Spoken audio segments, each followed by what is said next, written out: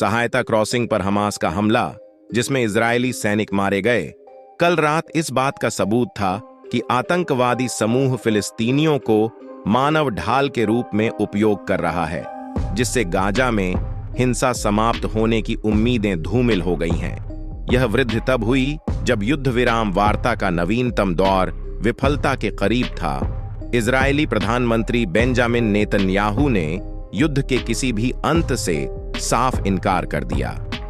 यह कथित तौर पर अमेरिकी राष्ट्रपति जो बिडेन द्वारा देश के लिए उनके समर्थन के खिलाफ विश्वविद्यालय परिसर में विरोध प्रदर्शन के बीच इजराइल के लिए जाने वाली गोला बारूद की खेप को रोकने के बाद आया है।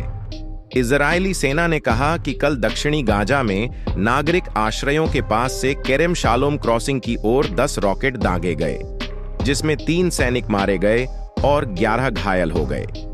परिणाम स्वरूप इजराइल से आने वाले ट्रकों की सहायता के लिए इसे बंद कर दिया गया, जैसा कि संयुक्त राष्ट्र विश्व खाद्य कार्यक्रम के प्रमुख ने उत्तरी गाजा में पूर्ण अकाल की चेतावनी दी थी।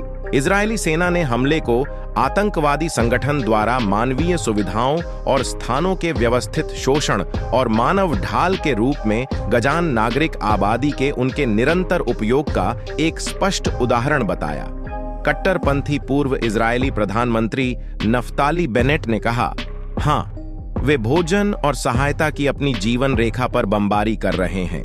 यह हमास की विकृत रणनीति का एक और उदाहरण है, इजराइल को चोट पहुंचाने के लिए अपने ही लोगों को मारना।